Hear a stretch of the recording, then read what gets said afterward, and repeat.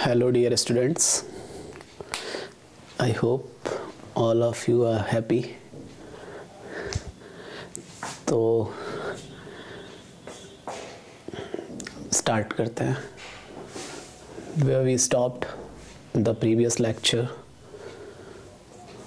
हुआ क्या है, जब मैंने ग्रुप थियरी डिज़ाइन किया था पढ़ाने के लिए,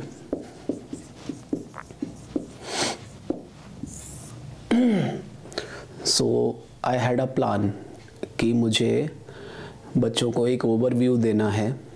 ठीक है, मैं मेरा बेस्ट करूँगा 10 दिन के अंदर, जितना हो जाएगा अच्छा है, उनके डाउट्स ले लेंगे। कुछ चीज़ें पहले से पाइपलाइन में थी कि इन चीज़ों को ऐसे करवा लिया जाएगा तो बात बन जाएगी। हुआ क्या है, लेक्चर 1 जो हुआ 6 to 9 21 को, उसमें चूँकि मैं भी फ्रेश था, मैंने उस लेक्चर को पूरी एनर्जी के साथ लिया और आप लोगों ने उसको एप्रिशिएट किया और आपको ये लगा कि क्यों ना इस टीचर से सब कुछ पढ़ लिया जाए। मैं इसको नेगेटिव बोलूँ या पॉजिटिव, बट लिटरली मेरे लिए ये बहुत सेटिस्फाइंग है कि आपकी ये एक्सपेक्टेशंस आई कि सर ये भी पढ़ा दीजिए। लेट्स से किसी ने कहा डाइहेड्रल भी सर बता दीजिए, क्योंकि मैंने वहाँ पर एक हिंट किया था कि डाइहेड्रल के लिए ये फार्मूलाज हैं। ठीक है, so I guess Himanshu, Sanjana Gaur, Nayan, some of you asked कि सर डाइहेड्रल थोड़ा सा नहीं समझ, मतलब मेरे को डिटेल में चाहिए। तो होता क्या है बच्चे, when I planned this lecture series, तो आईआईटी जैम जो एग्ज़ाम है उसका डिमांड जो है वो तो मुझे पता है, इतने सालों से मैं ट्रेन कर रहा हूँ बच्चों को।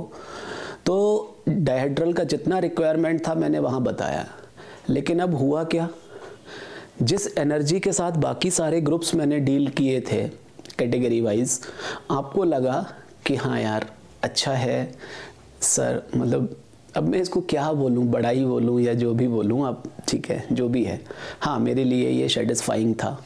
ठीक है, तो आपकी डिमांड आई कि सर डाइहेड्रल भी पढ़ा दीजिए। तो अब आप समझिए, जिस डाइहेड्रल ग्रुप को मुझे डील करना हो उसमें 20 मिनट का एक्स्ट्रा टाइम लगे, तो 20-20 करके ये ऑनलाइन लेक्चर कितना लेंदी हो जाएगा, राइट। फिर मैंने सोचा कि चलो मेरे पास वीडियो लेक्चर्स हैं, ठीक है, इनके अंदर मैंने कॉन्सेप्ट्स डिकोड किए हुए हैं, फाइन। अब होता क्या है, जब भी फॉर एग्जांपल आपको डाइहेड्रल समझाना है, आपके सामने की जो ऑडियंस है वो आईआईटी जैम वाली है और आपके सामने की ऑडियंस आपके पास लेट्स से किसी एमएससी कॉलेज की है। तो ऑडियंस जब सामने होती है तो मेरे जैसा टीचर है वो अपनी ऑडियंस को हमेशा एड्रेस करना ही चाहता है। तो डाइहेड्रल मुझे समझाना है, उसके लिए मैं मेरी ऑडियंस को एड्रेस करूंगा। तो लेट्स से मेरी ऑडियंस है यूपीएससी, एक साइकोलॉजिकल फैक्टर जो आ रहा है उसके लिए मैं बात करना चाह रहा हूं। मेरी जो ऑडियंस है वो है यूपीएससी, जिस टाइम मैंने इस कॉन्सेप्ट को डिकोड किया। तो बात ये नहीं है कि इस कॉन्सेप्ट को जो मैं डिकोड कर रहा हूं उसका रिक्वायरमेंट केवल यूपीएससी में है। कॉन्सेप्ट्स जो है उनके रिक्वायरमेंट से लेना देना नहीं होता है। जो मेन चीज आती है वो है जब आप पीवाईक्यूज एनालिसिस करेंगे, फाइन। तो ये जो कॉन्सेप्ट डिकोड है इसको मैंने कर रखा है उन वीडियो लेक्चर्स के थ्रू। हाँ, किसी बार ये होगा कुछ लेक्चर में, लेट्स से वहां पर अगर 12 लेक्चर्स हैं टोटल, तो किसी एक लेक्चर में लेट्स से मैं कोसेट थ्योरी पढ़ा रहा हूं, तो सुबह सुबह जब उसका लेक्चर चल रहा था स्ट्रीमिंग, तो सम ऑफ यू सेड कि सर यहाँ पर ये मतलब थोड़ा सा बोरिंग हो रहा है करके, राइट। तो वो नेगेटिव नहीं था, वो आपका ठीक है, क्योंकि मैं उसमें थोड़ा सा जो ऑडियंस है उसको ये एड्रेस करने की कोशिश कर रहा हूं कि कोसेट्स के थ्रू लैग्रांज पे कैसे जाना होता है, कोसेट्स की प्रॉपर्टीज क्या होती हैं, राइट। प्रॉपर्टीज को मैंने प्रूफ भी नहीं किया वहां पर, जस्ट एक हिंट कर रहा था आपको कि अच्छा इस टाइप से ऐसे ऐसे आप कर सकते हैं। क्लियर है। तो अब मैं इस पूरे के पूरे साइकिल में हो क्या रहा है रात की नींदें हराम हो गई हैं, इसलिए नहीं कि मुझे पढ़ाने से डर लग रहा है, लेकिन टाइम जो कंस्ट्रेंट है ना, वो आप समझते हैं कि फिक्स्ड होता है जो चीज़ें आपने प्लान की, ठीक है। तो कल हालांकि मैं एक डिफरेंट मूड में आपको मैसेज दिया था, आज एक डिफरेंट मूड में मैसेज दे रहा हूँ, ठीक है। अब क्या है, ये जो हमारा 8 से 9 लेक्चर हो रहा है, इसके अंदर मैं आपके पर्टिकुलर डाउट्स उठा लेता हूं। जैसे आपने एक डायहेड्रल बोला था, एक किसी ने nth रूट्स ऑफ यूनिटी में जब मैं काउंटेबिलिटी और अनकाउंटेबिलिटी e⁻θ, शायद कमल नयन का ये डाउट था, है ना। तो मैं इन दोनों डाउट्स को यहां उठा रहा हूं, ठीक है। लेकिन इस पूरी पजल से बचने के लिए, क्योंकि अदरवाइज ये नेवर एंडिंग प्रोसेस हो जाएगा। अब उस नेवर एंडिंग प्रोसेस में किसी का कुछ डिमांड आएगा और मैं किसी को मना भी नहीं कर सकता, ठीक है। तो मैंने क्या किया, ये जो जैसे अभी मैं मैसेज देख रहा था, मैंने वो नंबर भी बच्चे का नहीं पढ़ा है अभी, क्या तो है। तो मैंने लेक्चर में बोला है कि अगर आपको बेसिक्स कवर करने हैं तो आप वो 10-12 घंटे के जो वीडियो लेक्चर्स हैं उनको देख लीजिए। अब बच्चे कह रहे हैं कि सर हाँ वो भी आप करा दीजिए, वो हमें चाहिए, क्योंकि हमारा कॉलेज लेवल उतने पे नहीं रहा। तो अब जो बेसिक्स भी अगर उनको कराने हैं, आप मेरी तरफ से समझिए बात को, मैं जो प्लान कर रहा हूं कि हाँ चलो ये चीजें इनको बता देंगे, लेकिन जब लेक्चर डिलीवर हो रहा है तो आपकी डिमांड्स कुछ आ रही हैं, ठीक है। अब मेरे सामने 2 रास्ते हैं, समझना बात को, कि मैं शकल से सीनियर नहीं हूं, लेकिन हाँ 10-12 साल पढ़ाने के बाद थोड़ा तो सीनियर हूं। एक सीनियर टीचर होने के नाते मैं आपको बोलूं कि नहीं यार, मैं जो बोल रहा हूं उतना पढ़ लो, बाकी ज़्यादा आपको अपना डिमांड रखने का ज़रूरत नहीं है। क्या आपको ये अच्छा लगेगा? आप खुद ही सोचिए इस चीज़ को, नहीं लगेगा। और मेरा जो नेचर है, मतलब पिछले 10 साल से अगर आप देखेंगे, अगर मेरे प्रोफाइल को उठाकर, तो मैं ऐसा कर ही नहीं सकता। पता नहीं क्यों अंदर से मैं किसी स्टूडेंट को मना नहीं कर सकता कभी इस चीज़ के लिए। तो मैंने इस लेक्चर सीरीज़ को थोड़ा सा रीडिज़ाइन किया है। अब ध्यान से सुन लीजिए, बाकी आप लोगों के जो सजेशंस होंगे मैं लूँगा। अभी मतलब हेल्थ वाइज मैं उतना परफेक्ट नहीं हूँ कि मैं बहुत आपसे लगातार बात कर पाऊँ इस चीज़ के लिए। लेक्चर सीरीज जो हमारा है ये 10 डेज प्लान, ठीक है। अब ये जो जिसके कोर बेसिक्स जिसके कमज़ोर हैं, जैसे मैं कुछ बच्चों को ग्रुप में देख रहा था, वो एक्टिवली रिप्लाई कर रहे हैं, वो चीज़ शो करती है कि चलो उनको बेसिक्स आता है, लेकिन वो कितने बच्चे हैं? अगर 280 लोगों ने क्लास अटेंड किया है तो उनमें से 10 लोग ही तो ऐसे हैं। क्या उन 10 लोग के ऊपर मैं बाकी को इग्नोर कर दूं, या बाकी के चक्कर में इन 10 का टाइम वेस्ट कर दूं मैं? मेरे लिए तो दोनों पहेली बन गई ना। और अगर मैंने किसी को भी असंतुष्ट किया तो फिर एज ए टीचर ये मुझे अच्छा नहीं लगेगा। तो इन दोनों चीज़ों में एक बैलेंस बनाने के लिए आपको थोड़ा सा मेरा सहयोग करना होगा। सहयोग ये है कि जिनके बेसिक्स कमज़ोर हैं, ठीक है, ध्यान से सुनना इस चीज़ को, जिनके बेसिक्स वीक हैं उनके लिए मैं एक प्लेलिस्ट बनाया हूँ, ठीक है। यूट्यूब पर ही एक प्लेलिस्ट बना दूंगा IIT JAM करके 2023, वो बना भी हुआ है। इसके अंदर ये जो वीडियो लेक्चर्स हैं जिनके बेसिक्स कमज़ोर हैं, लेट से उनको लगता है कि सर रियल एनालिसिस के लिए मेरे को समझ नहीं आ रहा है कि लिमिट आपने कैसे बोल दिया, एप्सिलॉन डेल्टा क्या है, तो मैं चाहता हूं कि ये वीडियो लेक्चर यहाँ पर मैं सीरियल वाइज एक सीक्वेंस में लगा दूंगा, ठीक है। इसके साथ ही मैं यहाँ पर एक 5 मिनट्स का लेक्चर ले लूंगा कि ये जो 4 वीडियो लेक्चर्स हैं, अब मैंने किस ऑडियंस को एड्रेस किया है, लेकिन ये पूरे के पूरे हैं इस पर कॉन्सेप्ट डिकोड पर। आई एम सॉरी,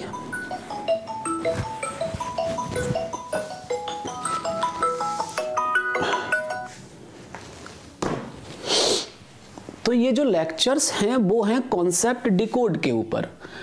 अब मैं क्या करूंगा, इस 5 मिनट में आपको ये बता दूंगा कि इन चारों लेक्चर्स में से कैसे आपको कवर करना है। ठीक है, लेट्स से इस पर्टिकुलर लेक्चर में let's say it is of 50 minutes length और मुझे लगता है कि 40 to 48 मिनट्स में मैंने किसी चीज का प्रूफ किया है, तो ऑब्वियस सी बात है इस पर्टिकुलर इस क्रूशियल टाइम पर आपका टाइम यहां नहीं जाना चाहिए। तो मैं यहां पर इसको एड्रेस कर दूंगा और यहीं पर एक लिस्ट भी दे दूंगा आपको कि जो वीडियो 1 है उसमें से वैसे तो 99.9% आपको एड्रेस ही करना है। अगर किसी पर्टिकुलर वीडियो में होगा तो मैं यहां पर उसको नोट कर दूंगा आपके लिए, तो ये पीडीएफ आपके पास रहेगा कि इस पर्टिकुलर वीडियो को कैसे फॉलो करना है। एक मेरा डेमो लेक्चर भी यहां पर रहेगा जिससे आपको पता चलेगा कि इसको अकॉर्डिंग टू IIT JAM आपको कैसे करना है। ठीक है, कोई दिक्कत? इसके माध्यम से क्या होगा, लेट्स से अगर मैं सुबह आपका 6 to 9 लेक्चर ले रहा हूं तो इसके पीछे वाले दिन मैं आपको क्या करूंगा, लेट्स से रियल एनालिसिस मुझे लेना है मान लो परसों को, तो परसों सुबह 6 से 9 लेक्चर जब मैं लूंगा तो कल को मैं आपको ये होमवर्क देके रखूंगा कि भाई ये 6 घंटे का या 4 घंटे का क्लास है, इसको आप पूरा कर लो। ठीक है, तो अगर आप ये वाला होमवर्क करके आएंगे, चूंकि टीचर से आपने क्लास अटेंड कर लिया है, आपको उसका टेक्निक समझ में आ गया है कि टीचर कॉन्सेप्ट को कैसे डिकोड करता है, तो आपको इनको में बिल्कुल भी परेशानी नहीं आएगी। और वैसे भी मैं तो यार इतना सीधा साधा टीचर हूं ठीक है, बिल्कुल भी आपको चिल्लाता भी नहीं हूं, परेशान भी नहीं करता हूं, बस अपना करता रहता हूं यहाँ पे। तो ये कॉन्सेप्ट डिकोड है, ये मेरा लेक्चर प्लान है। अब आप लोग बता दीजिए कि इसमें कहाँ पे क्या समस्या आपको है। मैंने कहा ना, मैं 10% जिनको थोड़ी तैयारी है उनको भी असंतुष्ट नहीं करना चाहता, जिनके बेसिक्स वीक है उनको भी असंतुष्ट नहीं करना चाहता, लेकिन कंडीशन ये है कि 12 फरवरी को अपना एग्जाम है। तो एक सीनियर होने के नाते, एक टीचर होने के नाते आपको मुझ पर इतना विश्वास जताना होगा कि सर ने जो सॉल्यूशन लेकर आए हैं बहुत सोच समझ कर लेकर आए होंगे। अगर किसी को ये लगे कि मैं पढ़ाने से बचता हूं तो मैं तुमको सिर्फ एक ही चीज कहूंगा, go to my profile and talk to your seniors. Simple चीज इतनी है बच्चे, पढ़ाने का जो पैशन मेरे अंदर है, I always try to deliver that. Okay, अब जैसे अब ये ज्यादा में भी नहीं होगा, कल सुबह हम करने वाले हैं लीनियर अलजेब्रा। ठीक है, लीनियर अलजेब्रा के लेक्चर्स वैसे ही हैं जैसे डे 1 पर आपका लेक्चर हुआ था ग्रुप थियरी का। इसके रिकॉर्डेड सेशंस नहीं है मेरे पास, तो मुझे लेना ही पड़ेगा।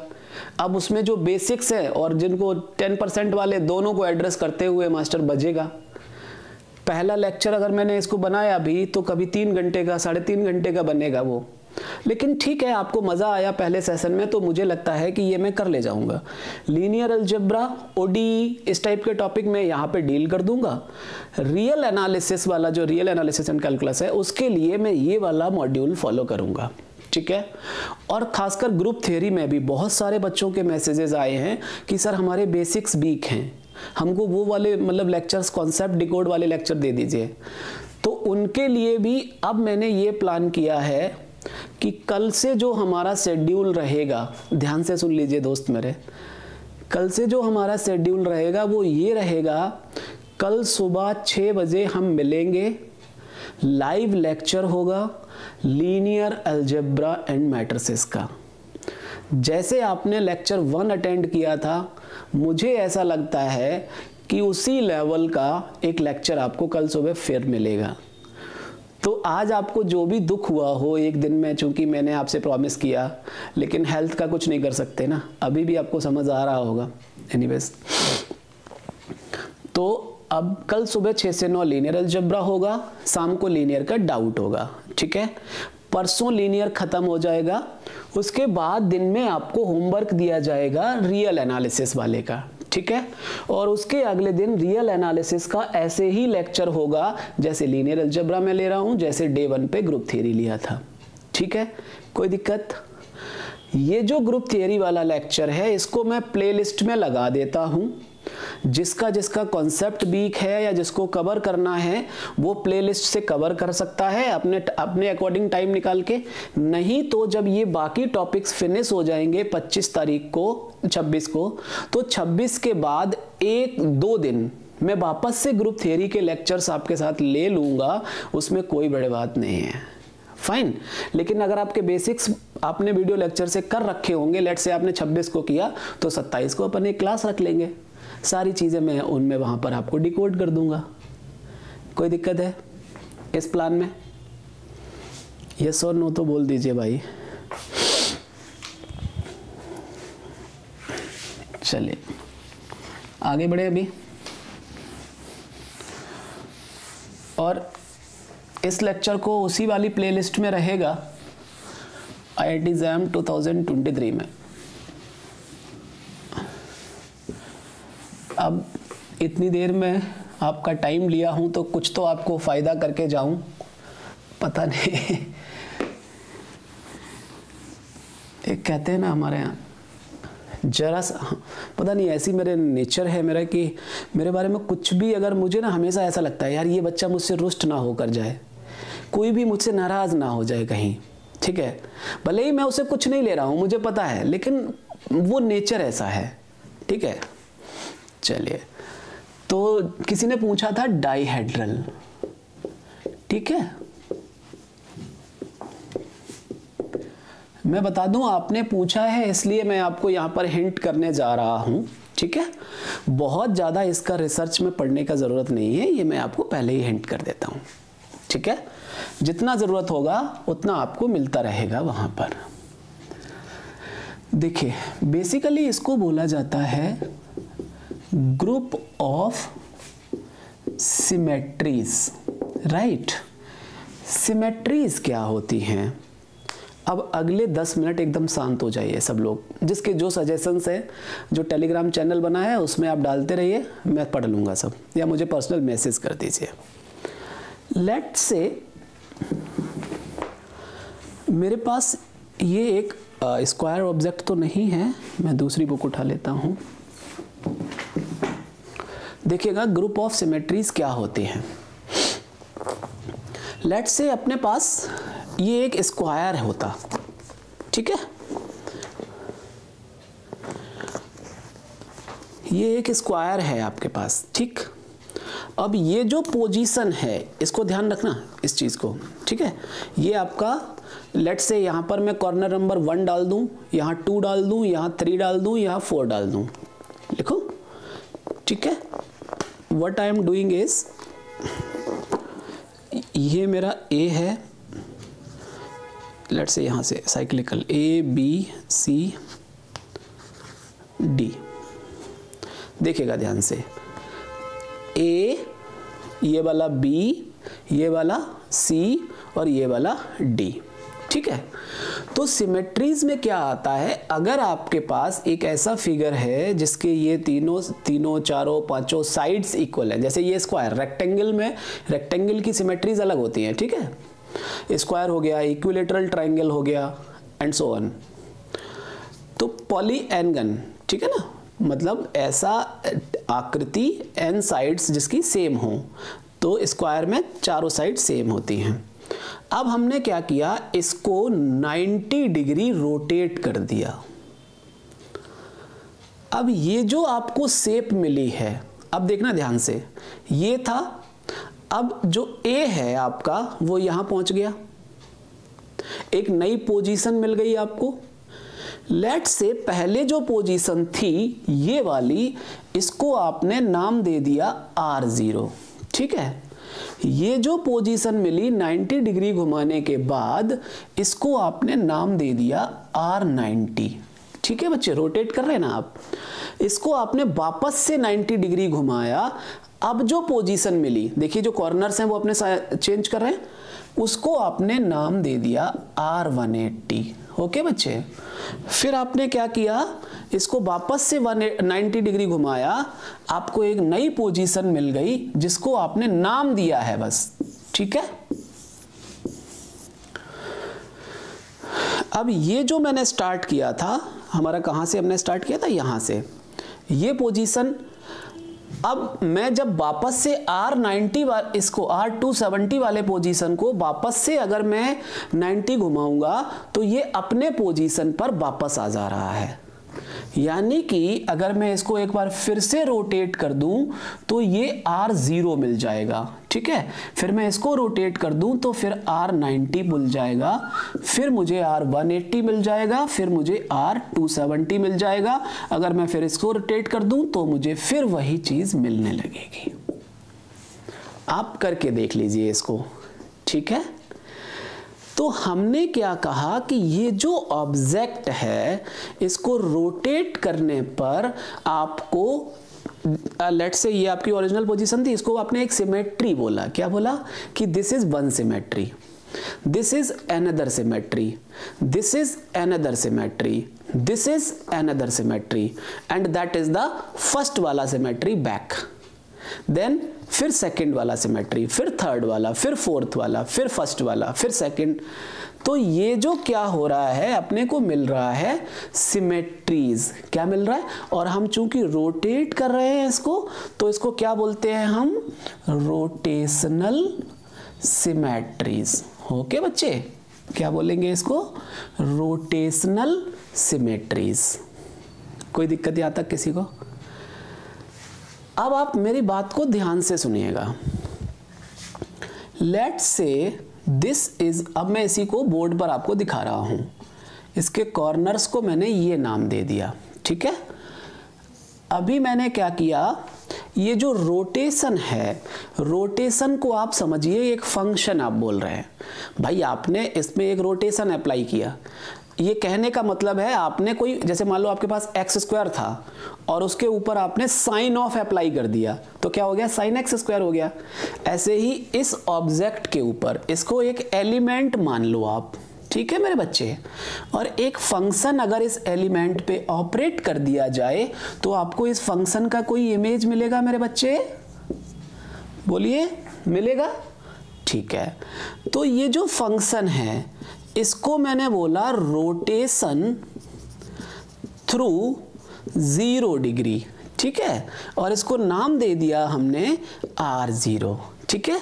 तो F का जस्ट एक रिप्रेजेंटेशन है कि R0, that is called rotation through 0 degree. तो आपने इसमें कोई रोटेशन अप्लाई नहीं किया, तो ये आपको मिल गया सेम जैसा स्क्वायर था। अब आपने एक नया फंक्शन लिया मेरे बच्चे, वो क्या है फंक्शन? आपने इस स्क्वायर को, इसको मैं क्या मान के चल रहा हूं? ये मेरा डोमेन है कुछ, ठीक है। फंक्शन है तो डोमेन होगा, कोडोमेन होगा। तो मैंने क्या किया, रोटेशन थ्रू 90 डिग्री। आप पेशेंस के साथ सुनते रहिए इसको, आपको अभी अच्छा लगेगा, ठीक है। रोटेशन थ्रू 90 डिग्री, ठीक है बच्चे। This is some function, let say इसको आपने f बोला, इसको कुछ g बोल सकते हैं, तो इसको g ऑफ दिस x, कुछ आपको इमेज मिलेगा मेरे बच्चे। वो इमेज आप कह रहे हैं कि मैं एंटी क्लॉकवाइज रोटेट कर रहा हूं इसको, ठीक है। जब आप एंटी क्लॉकवाइज इसको रोटेट करेंगे तो a पोजीशन यहां आ जाएगा, b उठ के यहां जाएगा, c यहां आएगा, d यहां आ जाएगा। क्या किया मैंने? इसको आपने R90 से डिनोट कर दिया और एंटी क्लॉकवाइज रोटेशन ले लिया। कितना डिग्री से? 90 डिग्री से। देखिए पॉजिटिव, जो एंटी क्लॉकवाइज डायरेक्शन होती है वो पॉजिटिव को डिनोट करती है। आवाज आ रही है सबको? ठीक है।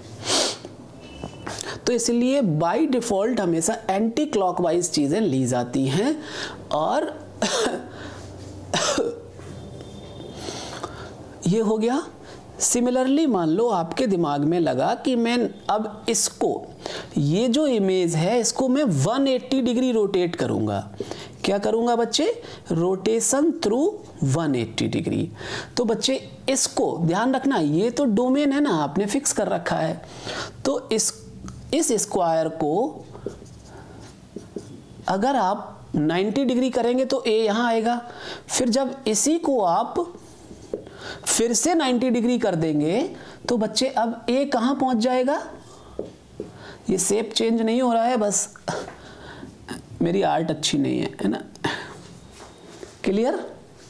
Similarly let's say you have defined some other function, इसको R180 बोल दिया, R270, this is rotation through 270 degree anti clockwise. फिर से अब आपका क्वेश्चन आ सकता है कि सर एंटी क्लॉक ही क्यों? आप क्लॉकवाइज जा सकते हैं, लेकिन जो एक स्ट्रक्चर डिफाइन किया गया है उसने एंटी क्लॉकवाइज पे डिफाइन कर दिया। आपको एक नया ग्रुप डिफाइन करना है तो आप कर सकते हैं, उसको हम नाम दे देंगे। किसका नाम दें बोलो? हाँ चलिए, तो डोमेन क्या था आपका बच्चे, ये x, ठीक है। क्या किया आपने, 270 डिग्री का रोटेशन मार दिया इस पर। अब आपको जो इमेज मिला तो 90 डिग्री पर a यहां आएगा, फिर से 90 डिग्री पर a यहां, अगले 90 डिग्री पर a कहां आ जाएगा, साइकिल में चल रहे हैं, कोई दिक्कत? तो अब आपने मान लो ये जो पोजीशन है, ध्यान दीजिएगा मुझे, इमेज जो है ना, यहां पर ये जो एलिमेंट मिला है इसको आपने रिप्रेजेंट कर दिया R0 से, ठीक है बच्चे, इसको आपने रिप्रेजेंट कर दिया R90 से, ठीक है। अभी क्लास में हूं बाबा, मैं करता हूं, ठीक है। इस एलिमेंट का नाम दे दिया आपने, क्या दे दिया मेरे बच्चे, R180, और इसका नाम दे दिया R270, ठीक है। अब आपने क्या किया, एक सेट बनाया जिसके अंदर आपने एलिमेंट्स रखे हैं R0, R90, R180, R270। मैं क्लास में हूं भैया, बाद में करता हूं, आई एम सॉरी, इसको साइलेंट लगा देते हैं।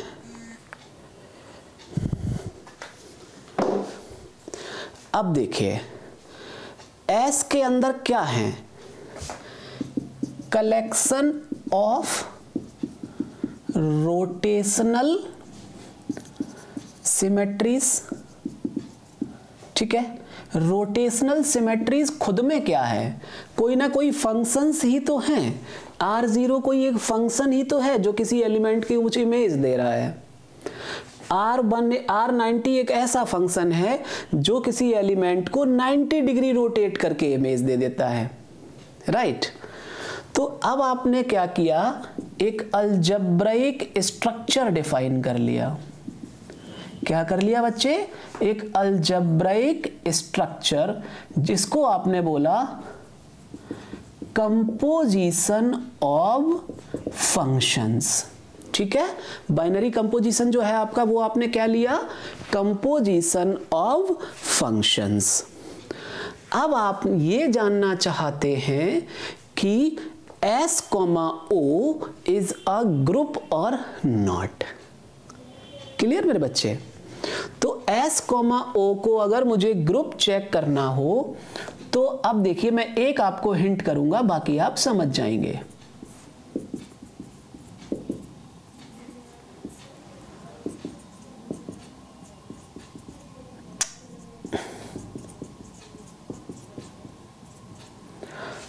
अगर मैं कंपोज करना चाहूं R0 ऑफ समथिंग, देखिए कंपोजिशन ऑफ फंक्शन मैंने क्या सिखाया था आपको बच्चे, याद दिलाइए। यहां पे कर देता हूं, FOG ऑफ x क्या मिलता है, F of G of x, right. तो मैंने क्या किया, एक फंक्शन लिया जिसको मैं नाम दिया R90, ठीक है बच्चे। दूसरा फंक्शन लिया जिसको मैंने लेट से बोला R270। अब मैं क्या चाहता हूं, मैं चाहता हूं कि इस एलिमेंट की इमेज मुझे क्या मिलेगी, यही तो आप कर रहे थे। तो अब आपको इस फंक्शन का डेफिनेशन यहां लगाइए मेरे बच्चे, R90 ऑफ R270, किसका, इस स्क्वायर का, राइट। कोई दिक्कत, R90 R270 अगर आप इस स्क्वायर पर लगाएंगे, इसका मतलब इसमें 270 डिग्री एंटी क्लॉकवाइज अब रोटेट करेंगे, तो 270 डिग्री रोटेट करने पर पोजीशन क्या हो जाएगा, A यहां पहुंच जाएगा।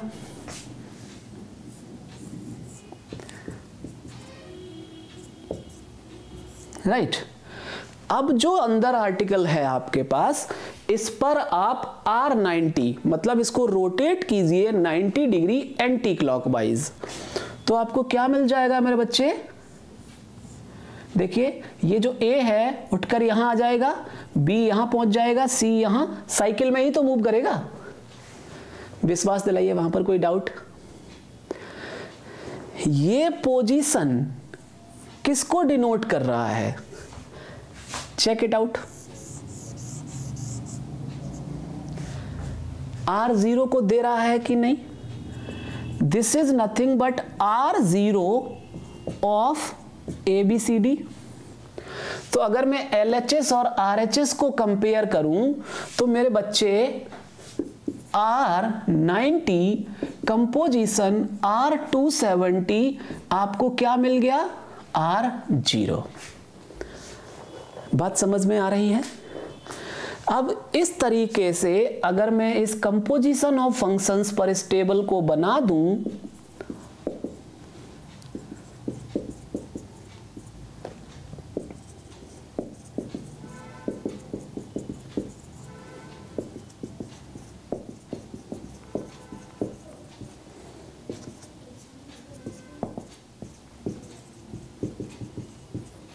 Please check it out. मैंने एक आपको करके दिखा दिया है। बेसिकली ये होता क्या है, RI जब कंपोजिशन RJ करेंगे तो RI प्लस J हो जाएगा, और 360 डिग्री को आप 0 डिग्री से रोटेट करते हैं, मतलब पूरा साइकिल कंप्लीट हो गया ना। अगर आप इस ऑब्जेक्ट को 360 डिग्री रोटेट कर देंगे तो वही पोजीशन तो आपको मिल जाएगी। तो 360 डिग्री तो बोला क्या जाता है कि अगर आप इन दोनों को कंपोज कर रहे हैं, you will be getting R of 90 plus 270 that is R360 that is R0। कोई डाउट है तो बताइए, किसी को भी। अब आपको यह समझ आया क्या कि कंपोजिशन ऑफ फंक्शंस का मतलब क्या होता है, आवाज आ रही है। चलिए, मैंने आपको रोटेशनल सिमेट्रीज लेकर यह दिखा दिया कि आप अगर कलेक्शन ऑफ रोटेशंस ले लें तो आपको एक ग्रुप मिल जाएगा।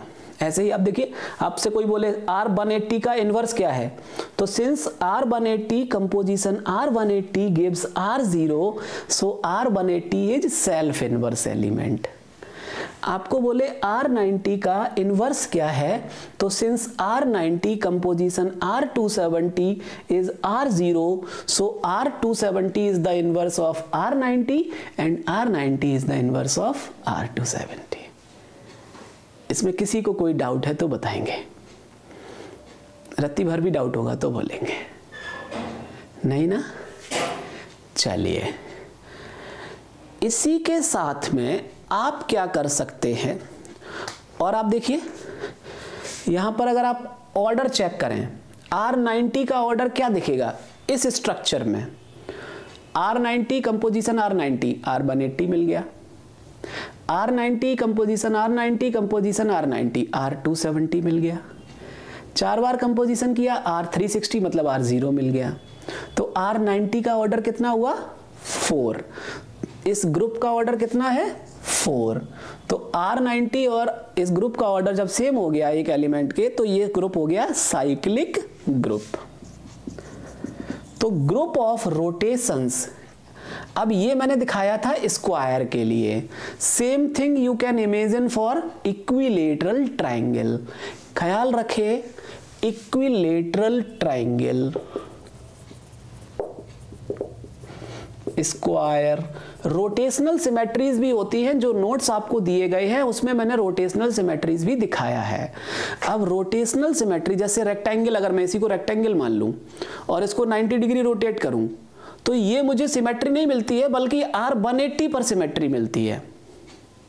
तो रेक्टेंगल की सिमेट्रीज अलग होती हैं, ठीक है, उसको ग्रुप ऑफ सिमेट्रीज में नहीं डाला जाता है।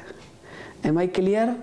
जैसे रेक्टेंगल्स है, उसमें जो 4 सिमेट्रीज मिलती है, नोट्स आप अगर पढ़ेंगे तो आपको मिल जाएंगे उसमें, ठीक है। इक्विलेटरल ट्राइंगल, स्क्वायर, मोरोवर ये है आपका पॉलीएनगन, ठीक है, मतलब इक्वल साइड्स, राइट। आप स्क्वायर की जगह मान लीजिए आपने हेक्सागन ले लिया, साइड्स इक्वल रखिए, सेम प्रोसेस आप फॉलो करते रहिए।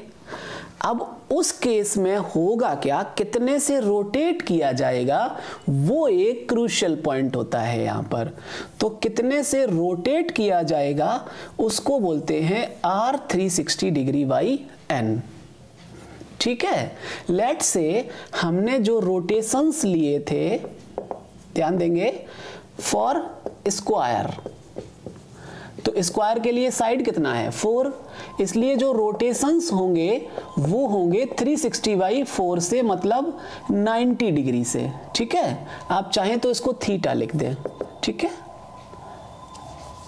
Theta equals to 360 degree by 4। यानी कि स्क्वायर की अगर आपको सिमेट्रीज चाहिए तो आपको क्या करना होगा मेरे बच्चे, बोलो बोलो, क्या करना होगा, 90 डिग्री रोटेट करना होगा। अब यहीं पर मान लो अगर आपको एक पॉलीगन है जिसकी साइड्स 6 हैं, तो इसके लिए आपने क्या करना होगा, थीटा क्या हो जाएगा 360 डिग्री बाई 6, तो ये कितना निकला 60 डिग्री। तो अब जो रोटेशंस मिलेंगे इसके लिए, तो वो रोटेशंस क्या मिल जाएंगे मेरे बच्चे, R0, R60, R120, R180, R240, R300, R360, 1 2 3 4 5 6, एक मिनट रुकना, 360 तो वापस से 0 ही हो जाएगा, है ना। चलिए देखिए कितना रोटेशन मिलेगा, 1 2 3 4 5 6। अगर आप इस स्ट्रक्चर को ऐसे मान लें तो ये आपका एक साइक्लिक ग्रुप बनाकर देगा, क्योंकि अगर आप इस एलिमेंट को ऑब्जर्व करेंगे तो order of R60 you will be getting as 6 and 6 is the order of group of rotations for n equals to 6, मतलब 6 गन। क्लियर है? अब कोई डाउट है आपको तो बताइए। रोटेशनल सिमेट्रीज में किसी को कोई दिक्कत है तो बताइए, रत्ती भर को दिक्कत है अगर तो आगे बढ़ सकते हैं अब। चलिए तो इसका आप स्क्रीनशॉट ले लीजिए। अब मैं आपको रिफ्लेक्टिव सिमेट्रीज बताने जा रहा हूं, ठीक है।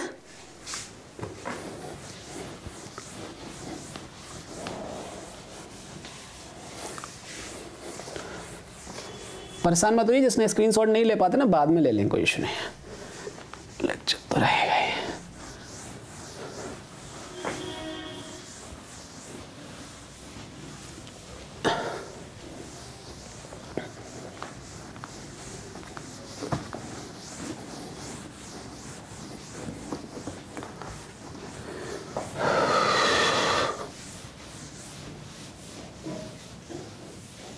और ये जो theta equals to 360 degree by n लिया जाता है, उसका रीजन होता है to get the symmetries. Focus on the word symmetries. Okay बच्चे, आगे बढ़ सकते हैं अभी हम लोग। चलिए तो अब मैं आपको सिखाना चाहता हूं रिफ्लेक्शंस।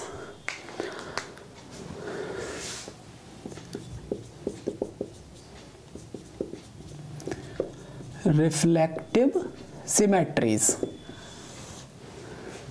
देखो अब कुछ लोग बोल रहे हैं कि सर हमने तो आपसे फॉर्मूला पूछा था, फॉर्मूला बता दीजिए।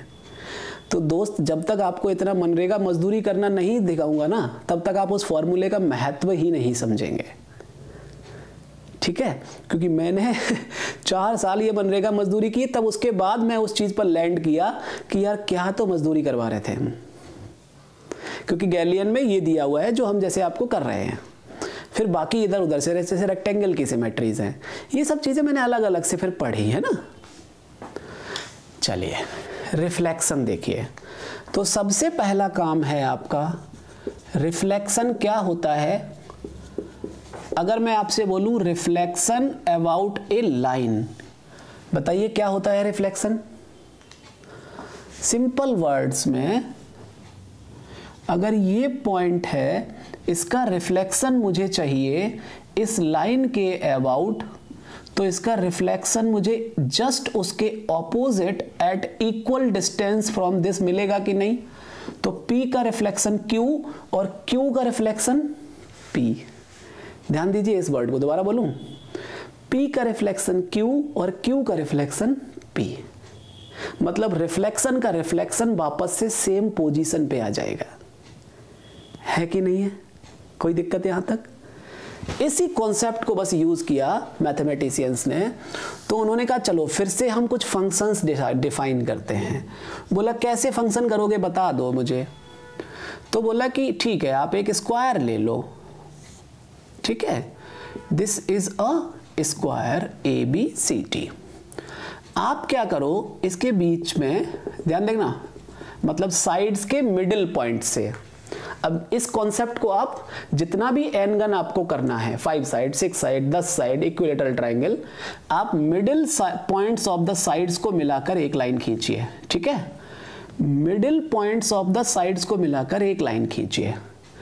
इसको बोल दीजिए हॉरिजॉन्टल वर्टिकल, ठीक है? एक डायगोनल आपका ये है, ठीक है, कोई दिक्कत किसी को?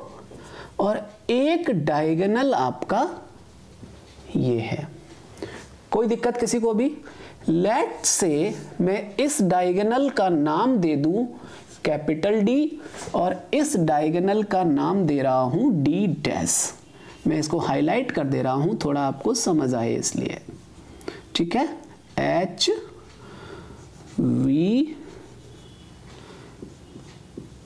D' and D। ओके, चलिए हम क्या करेंगे, अब हम कुछ फंक्शंस डिफाइन करेंगे। H क्या है? This is reflection about the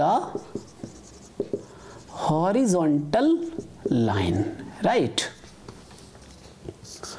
V is the reflection about vertical line. D is the reflection about one diagonal. एक इसको मेन डायगोनल, एक को सब डायगोनल बोल सकते हैं। This is about other diagonal. क्या है? Reflections, okay, about horizontal line, about vertical line, about main diagonal, about सब डायगोनल, ठीक है? अब ये क्या कर रहा है? बोला मान लो आपके पास एक स्क्वायर है ABCD, ओके बच्चे, आपने रिफ्लेक्शन लेना है इस स्क्वायर का इस लाइन हॉरिजॉन्टल के अबाउट। तो ये जो H फंक्शन है, दिस इज अ फंक्शन। अब फंक्शन क्या हो गया? ये डोमेन क्या हो गया? ये कोडोमेन, या यहां पर आपको मिलेगा इमेज। अगर मैं इसका रिफ्लेक्शन लूंगा तो रिफ्लेक्शन क्या करेगा? बोलिए, हॉरिजॉन्टल लाइन के अराउट, दिस विल बी, जो इस लाइन के अबाउट रिफ्लेक्शन है, तो ये उठ के यहां आएगा और ये इक्वल डिस्टेंस पर वहां जाएगा, ठीक है? Sorry, BCAD, yes. इसको नाम आपने दे दिया, क्या नाम दिया है बच्चे? H। h is a function जो स्क्वायर का रिफ्लेक्शन दे रहा है, राइट? कोई दिक्कत? आगे बढ़े। v ने क्या किया, इसी स्क्वायर का वर्टिकल लाइन के अलोंग रिफ्लेक्शन दे दिया आपको, ठीक है? तो अब क्या होगा, ये पॉइंट उधर जाएंगे ए बी और ये आ जाएंगे इधर, रिफ्लेक्शन समझ रहे हैं? चलिए, सिमिलरली अगर एक डायगोनल मान लो इसके अराउंड आपको रिफ्लेक्शन चाहिए, सॉरी ए बी, ध्यान से देखना इसमें लोग कंफ्यूज हो जाते हैं। रिफ्लेक्शन का प्रॉपर्टी होता है कि जो पॉइंट्स के ऊपर लाइन है, ध्यान से सुनिए, लाइन के ऊपर जो पॉइंट्स है, वो तो अपनी जगह फिक्स रहते हैं, ठीक है? तो इस लाइन पर जो पॉइंट होंगे अगर उनका रिफ्लेक्शन लिया जाएगा तो इस लाइन पर जो बैठा है वो तो अपनी जगह फिक्स रहेगा ना, रिफ्लेक्शन तो इधर उधर वाला पॉइंट देगा, और ये डी यहां आ जाएगा, ये बी यहां आ जाएगा। आप चाहें तो यहां लिख सकते हैं कि रिफ्लेक्शन जब आप लेते हैं किसी लाइन के अबाउट, तो उस लाइन पर जो पॉइंट होंगे वो सेल्फ पोजीशनड उसी पोजीशन पर रहेंगे, बाकी जो पॉइंट होंगे वो रिफ्लेक्ट करेंगे। ऐसे ही मैं इसके लिए लिख सकता हूं, तो इस पर अब B और D रहेंगे फिक्स, C रिफ्लेक्ट कर जाएगा। ये जो एलिमेंट मिला इसको आपने V नाम दिया हुआ है, इस एलिमेंट को नाम आपने दिया है लेट्स से D, और इसको दे दिया D dash. Is that clear? अब देखिएगा, अगर मैं एक सेट ले लूं यहां पर S dash equals H we D D dash, ठीक है, और मैं रिफ्लेक्शन का रिफ्लेक्शन ले लूं, एक कंपोजिशन ऑफ फंक्शन डिफाइन करूं एच ओ एच, तो ए बी सी डी, इसको जब रिफ्लेक्ट करेगा तो एच ऑफ, इसके ऊपर अप्लाई कर दीजिए, ए डी आ गया नीचे और BC पहुंच गया यहां। अब इसको वापस से एक बार हॉरिजॉन्टल रिफ्लेक्शन लगा दीजिए, तो ये क्या मिल जाएगा, AD यहां BC यहां। ये पोजीशन डिनोट कर रहा है R0 को, ओरिजिनल पोजीशन, पिछले वाले स्क्रीनशॉट में देखिए, ओरिजिनल पोजीशन R0 को डिनोट कर रहा है। इसका मतलब है S dash is not closed with respect to composition of functions। कोई डाउट है यहां तक तो बोलिए, किसी को भी नहीं ना? चलिए, अब आप क्या करेंगे, एक G बनाइए, ठीक है, जिसके अंदर R0, R90, R180, बस थोड़ा टाइम और लगेगा, इसके बाद इसको फिनिश करते हैं, HBD डैश, ठीक है। ये जो G होता है ये इज अ ग्रुप, ठीक है, और ये बनता है नॉन अबेलियन ग्रुप, इसी को बोला जाता है D4 डाइहेड्रल ग्रुप। तो इसके अंदर कितना रोटेशन, 4 रोटेशंस, कितना रिफ्लेक्शन, 4 रिफ्लेक्शंस, ठीक है। तो ग्रुप ऑफ सिमेट्री समझ में आ गया। रिफ्लेक्शंस जो होते हैं H स्क्वायर करेंगे तो R0 इसकी आइडेंटिटी होती है, ठीक है। अब आप H स्क्वायर करेंगे R0 मिलेगा, V स्क्वायर करेंगे R0 मिलेगा, D स्क्वायर करेंगे R0 मिलेगा, D डैश स्क्वायर करेंगे R0 मिलेगा। तो reflections are always of order 2, क्योंकि रिफ्लेक्शन का रिफ्लेक्शन वापस से ओरिजिनल पोजीशन, याद आ गया मेरा लाइन। तो this much exercise you can do for, अब मान लो अगर आपको इसका कंपोजिशन टेबल बनाने को कह दिया जाए, अब आता हूं मैंने फॉर्मूले क्यों सिखाए आपको।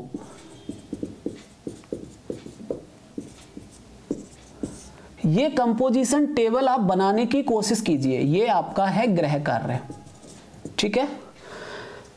एच बी क्या देगा, एच डी करके देखना।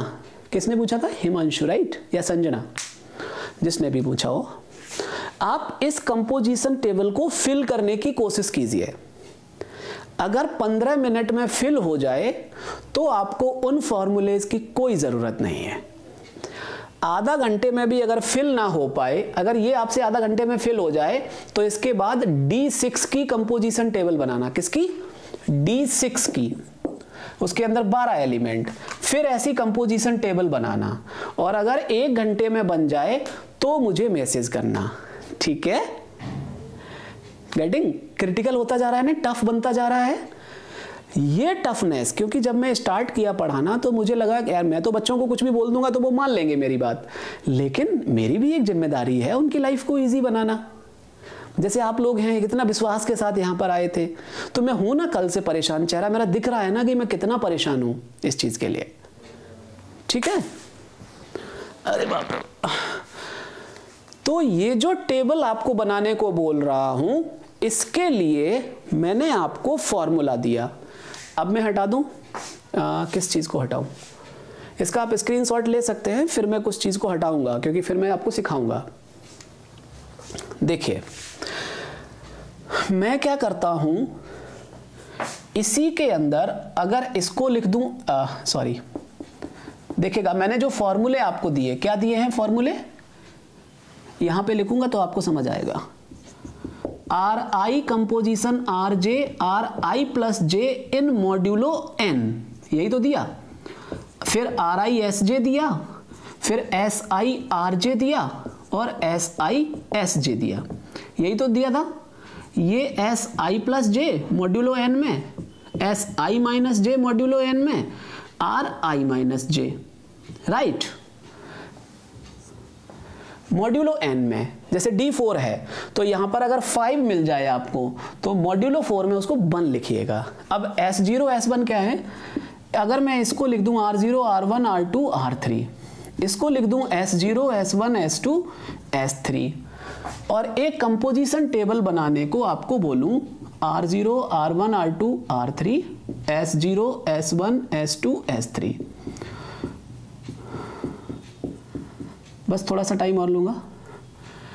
अब आपको ये कंपोजिशन टेबल फिल करना है, तो इफ आई से what is R3 composition S1, let's say R3 composition S1, तो RISJ कंपोजिशन क्या है, SI प्लस J, तो ये हो जाएगा S3 प्लस 1, किसमें, मॉड्यूलो 4 में। मॉड्यूलो 4 में 4 0, तो R3 composition S1 gives you S0। Getting? तो if you have elements like these small ri and sj, by using these formulas you can frame the composition table very easily। इसलिए मैंने आपको ये formula दिया था। तो R0 R1 R2 को कैसे रिप्रेजेंट किया जाता है वो मैंने आपको यहां पर दिखा दिया। जैसे H को आपने क्या बोल दिया, S0, V को क्या बोल दिया, S1, इसको क्या बोल दिया, S2, इसको बोल दिया S3। सिमिलरली रोटेशनल वाले में small R0 R1 R2 R3।